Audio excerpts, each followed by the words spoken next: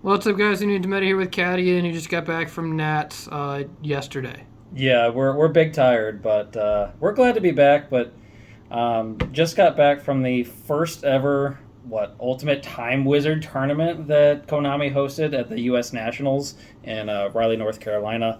It was a super cool event, guys. There were 256 person cap or something like that, a bunch of no shows, but they opened it up at the venue for people to sign up, like last chance signups. They got so many people that they let like 50 others sign up past the cap. So we had like 290, 300 people actually playing in the tournament. It went from 8 rounds of Swiss to 9. There were a whole bunch of big name people there. A True Hero obviously did really well. Fraser Smith. You There was played Frazier, didn't you? I did play Fraser. Keegan, Hydro Pump, Ronak, Simo. There are all sorts of really cool, noticeable people there. And it was actually run pretty well, too. Like, shout outs to all the judges who, kind of presided over the event. It was, new time rules were enforced, which kind of sucked, led to a lot of salt, but it did move things along quickly. I'll give it credit for that. But it was just a really good time. I ended up going 6-3 with Dark Calling. I was really excited going into day 2 because I was like 31st place. They did something weird where they top cut 64 at the end of day 1. If you made that, you could play day 2 for the last 2 rounds of Swiss before they top cut 8, which is a little goofy. But I was really hoping to make top 32. I ended up final standings 37th. Wasn't one of the X3s that made the top 32, which would have been pretty cool in my opinion. 37th out of 290, 300 people, still pretty cool though. I still think the deck did pretty well. I'm not going to spend too much time going over like the nuances of the deck. We've done that enough. this is pretty cookie cutter, all things considered. I'll explain a specific card choice or two. But otherwise, I'm just going to go through, and if you want some specific interaction tips, you can go back to some of our previous videos. But Heart and Soul of the deck is still the 2 Prisma, sends all of your fusion materials, power up your fusions. You have a Stratos to get it, as well as just to act like an MST if this card's already on the field and you've protected it. And you haven't changed the name yet? Or if you've only changed it to like Malicious Fiend or something, or Malicious Edge, yeah. That or has that come card out. that you're holding. Or the Ocean, which is a Water for Miracle, and it's Prisma target with Terra Firma. To get into the Fiend side of things, we have the 1 Evil Hero Infernal Prodigy. I decided to go back to the Doom Caliber. I wanted another normal summon. I wanted it to be a Fiend. It was either that or Snipe Hunter. Snipe Hunter is just really too conditional, and this card does all right. I probably could have made better meta picks if I expected as many frogs as were there. It ended up working out okay, but that's really all I got to say about it. It was fine. It's a Fiend. I am back on double Caius. I was off of it. I was down to single for a while. I'm back on 2. Card's just great. Still on 2 Malicious Edge and the 1 Gores. And that rounds out the Fiend lineup. For the Rocky Boys, we have the 2 Prisma targets. Granville, still great. There were so many hero players there. This card, 8 Ab-Zeros. This card is kind of funny when Blackwing players have it summoned against them. Are like, man, do I really have to bottomless? The friggin' big piece. So it put in work. The other 2 rocks I ran were the Jujutsu Masters. In theory, they would have been fine. I somehow, across 9 rounds of Swiss, just didn't really draw them all that often, or get to set them. Sometimes they just got banished from my hand when I was trying to speed things along. In theory, though, they were great. There was a ton of Diva Hero, Hero Beat. Actually, not that much Hero Beat. But Diva Hero. There was a lot of Hero Frog. There was just Frog Monarchs. Plenty of Blackwing, though not as many made the top cut. They kind of like all eliminated each other. It was interesting. But that's all the rocks. General good cards. Snowman, Caius. Best card. Yeah. It's a tribute for Caius. It's good against most of the meta. It's a water. You need a second water in the deck to send with Feature Fusion. It's just 1 in 1 Ocean isn't quite enough. I ran 1 Sidra just as good general card. The fact that you can Prisma it to out machines, as well as just being a beater. And I wanted another card, another normal summon that made people want to respond to it instead of my fusions, and I settled on Warrior Lady. Is it because it's blacker? It's not just because it's black rare. It ended up doing well. with this deck with only 4 elemental heroes, sometimes your E-calls and your Rotos are dead. So I wanted another Rota target that did something, and this fit the bill. It actually performed pretty well against Vayus that I played against, and some other things that put in some work, even against heroes. I mean, just this going up against Ab-Zero. It's not as good as Granmole, but it does work. So that was it. That was 18 monsters. Spells. Yeah. The triple calling. The double miracle. Still not on 3. I don't really want to go down to 1. 2 just feels right still. And the 1 future fusion to round things out. This you do need the second water for this, and even then, sometimes you might end up fusing for Gaia. But I think that the ratio I have now is good. We have the Searchers. I considered dropping this down to 1 and just doing 1 Roto, 1 E-Call. For some reason, the ratios just didn't work out. I really needed to see the Prisma of the Stratos just that bit early, even if it meant bricking late game. So kept it at 2. Generic stuff, heavy MST, and then BrainCon. And I opted for a single book, kind of like when I went over to KC a while ago. It's just quick removal. It's chainable to a lot of things, and I thought it performed pretty well. So that is the spells, and that brings us to traps. Nothing too crazy here. Double bottomless. Am on Call of the Haunted. Kind of expecting a lot of heroes. Just the fact that you Prisma Granmole and then you can call the Haunted the Granmole back and solve a lot of your problems that way is great. Prisma send Malicious Edge. You have a 2600 beater now with Call of the Haunted. Like this card is very live in this deck. It's not the best deck to use it, but it has access to it very early. Double D Prison, Mirror Force, Return, Judgment, and Dust Shoot. Not torrential? Not torrential. I put it in the side. I'll get to that.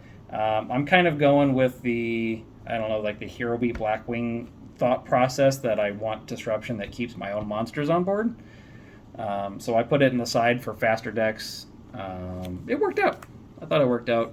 That's the whole main board, 40 cards. Extra deck is nothing crazy either. These are the reveals: Granmole, multiple piece, Ocean. And then you do actually make this, but this is your reveal for Malicious Edge, your Malicious Fiend, triple Dark Gaia. This probably would have been a second E-Hero Gaia if I had it. It didn't matter. I didn't make a second of this or need a third of that. It's kind of a flex slot. But 3 of that guy, Evil Hero Dark Gaia, is the main card you're going for with your Dark Calling. Then for Miracle targets, we have 1 Gaia just because you need the option. Sometimes, 2200 per game makes the difference. Triple Ab-Zero, it's great, does what you want. Double Chimera Tech, I think triple's overkill. If you expect a lot of machines, maybe, because you can technically do Prisma Reveal for 2 Sidra and then call the Haunted, but that's a bit much. And then I had a Stardust in here because I had Starlight in the extra deck, or the side deck at one point. Ended up cutting it, just left it in there because you don't really need anything else. Maybe I'd catch a Diva at some point with BrainCon. But that is the extra deck. And the side deck, 2 Crow, kind of necessary against Vayu or Frogs, anything. It's just a good card. Double Fossil Dyna. Double Guardian. So what my general thought process was against decks that were too fast for Jujutsu Master to go off, or that Doomcal didn't line up well against, or Warrior Lady was maybe too slow against too. Like if you just really need to interrupt Frogs from monarching you, or from Blackwings from setting up, just something in general, not Blackwings, you don't side these in against Blackwings, but mainly Frogs, sometimes Vayu. You swap out Jujutsu Master, Doomcal, and Warrior Lady for these cards. Did you play any Dragon Turbo? Did you see any Dragon Turbo? I saw Dragon Turbo. I did not personally play against it. I think Hydro Pump was on Dragon Turbo. I don't think he made it very far. Haberstroff was on Dragon Turbo. Oh, he played? Okay. He didn't make it very far. I don't know if any Disaster did well at all. I don't think it made it into the top 32 at all. It might have made 64, might have made D2. I just don't know. Haven't heard. But these cards would be really good against Dragon Turbo also, and even against Dragon, like Disaster Dragons. And then just a Cyber Dragon. Like, you need the second one. It's good beater, Prismo, Synergy, all sorts of good stuff. Spells, we have Trunade, My Body, a single Super Poly, and Twister. I was worried about Oppression. Excuse me. I was worried about Oppression or Skill Drain, expecting a lot of Black Wings, and I was right. So glad I put the Twister in. Trunade's really just anything back row heavy and or is double coverage for something like Royal Oppression. Siding in Trunade against Black Wings helped me push for game several times. My Body, in theory, was there just to catch also back row heavy decks, especially Black Wings. Just you do this to ick attack if they hit a monster. Works out great. Super Poly is kind of mandatory with how many hero decks I expected there to be, and there were even more than I expected there to be. If I encountered something like that again, I'd probably swap this out for a second Super Poly. It was probably that relevant. Traps, a single Compulse, double Light Mirror, and Torrential. So this is where it gets kind of funky. So again, with the theory of the current main build is more tailored to dealing with beatdown decks, but if you're dealing with zombies or Light Sworns or something that's going to out-tempo you if you're not able to actively interrupt them and not just wait for them to swing into a D-Prison, you swap them out for Compulse and Torrential, and again with Dynas and Compulse is good against Vayu as well. Yeah, and the I lost my train of thought there, but yeah, these are good fast interrupts. They're chainable to a lot of things. They help save your life. I did opt to put Light Mirrors in just because I was kind of afraid of Fairy and Lightsworn being popular in some capacity, and I just didn't have that great a side for them. The fact that it hurts Prisma, is manageable, frankly, and you could always, especially if you're going first, you set up Prisma, you get a dump in, then you flip this on their turn. If they're trying to aggro you, it would work out fine. I only played one light deck at all. It was my very first round. It was a Valhalla Fairy deck. I did side them in. They did put in work. But that's it. They sat dead in my side deck the whole rest of the event. So that's it. That was the 15-card side. I'd say everything worked out pretty well. The Light Mirrors in general, they just weren't used because I didn't run into any Light Sworns or Fairies outside of round one, so they didn't feel like they did all that much. I don't think I ever actually got My Body to resolve on anything, which was a little unfortunate. Every time I had it in hand, they had like a Compulse or something, which wasn't great. I bet your body resolved on some greasy food, though. Yeah, concession food, man. But that's the profile. Again, 6'3", 37th place. I'm pretty happy with how it went. I took some really goofy-looking notes during my matchups, or after the matchups, but I was just going to go through those real quick in case anyone was interested in. My round one was against Valhalla Fairies, which I thought was like almost a joke at first, and I kind of cleaned them game one. And then game two, they Valhalla Christia'd me, and I was like, oh, that's the point of the deck. Lost that one pretty quickly. I just couldn't get an out to Christia. And then game three, I again OTK'd them with Light Mirror up at the end there, I think. That was interesting. And the player next to me was also on Valhalla Fairy, which was really weird. I didn't expect there to be not only one, but two of those specific builds. Interesting, to say the least. Round two, I played against Diva Zombie. That was also a win. That went to game three. I think that I pushed for... I was really aggressive with Dark Gaia against them, especially game one. Game two, I think I could have cleaned up, but I played right into a TT. I didn't need to. And then game three, they just couldn't get anything going. I had Bottomless and Deep Prison for all their cards. Chaos on their Goblin Zombie, and just kind of won it from there. I had a hot 4-0 streak, so the last two of those, I played the third round against Solidarity Gadgets. Best deck. Well, I kind of cleaned it. Game one, they just didn't see any back row, and I had Dark Gaia or Dark Fusion in hand. I had Dark Calling in hand and just cleaned them up really quickly. They didn't have any meaningful back row. Game two, I killed them in 2 turns. I had double Prisma Sidra. They went first, summoned Gadget. I did something passive. They summoned another Gadget their turn. Then I Prisma'd for Cyber Dragon, Chimera Tech for 3k, poked. They only had 1 back row. Next turn I MST'd it, summoned another Prisma after they summoned another Gadget, had a 2k Chimera Tech, and just punched for the remaining 5k. They just did not draw that well. So that worked out pretty well. Round 4 was against someone from our local scene, Eden playing Vayu. That was at table 1, so that was kind of neat. I think a few people mentioned seeing some weird deck playing at table 1, round 4. That was me. It was really quick. Game 1, I OTK'd him. Game 2, he OTK'd me, brain conning my own Dark Gaia. And then Game 3 was really grindy, but I ended up getting it with just enough DD Crows to make an impact and a judgment for the Black Crows that they made to try to clear my board. Eden owns Mystic, by the way, if you guys... Good shop. Yeah, good shop. We go there a lot for Edison locals. Fun time. And then it started going downhill after that. Round 5, I played against Black Wings. Made it a close Game 3, but Game 1, I just couldn't hold anything together. Game 2, they flipped oppression on me, and I thought I was out of the game until I drew True Nade and then just pushed for 9k with double fusion in hand. And then Game 3, I just couldn't get through their back row. I didn't see enough interruptions, and they got through me. That player ended up 8th on day 1, so I felt pretty good about that loss. The next player I was Frazier Smith, who was on Hero Frog. Gravekeeper legend. Yeah. Guy won an event with Gravekeeper remaining 2 Necro Valley. There was King a Gravekeeper player there, by the way. It just wasn't him. Again, it was a close Game 3. I ended up... Game 1 was really clean from my end just because I had Dushoot. I saw their whole hand. He bricked Game 1, and he just had a Treeborn. I had all the materials for Dark Gaia in hand, drew Dark Calling, pretty much killed him in 1 turn. And then he cleaned my shit Game 2. He had Super Poly and just OTK'd me through a board. Game 3 was a bit grindier. I almost got him to lethal range. He was 14 off, but I tried to even play around Super Poly by removing his frogs and heroes from the field rather than like his Caiuses. And then he did a really smart play where he just normal Sorbonne Snowman and Super Poly'd from hand, and it just blew me out. So I don't think I could have played that one much better. He had it.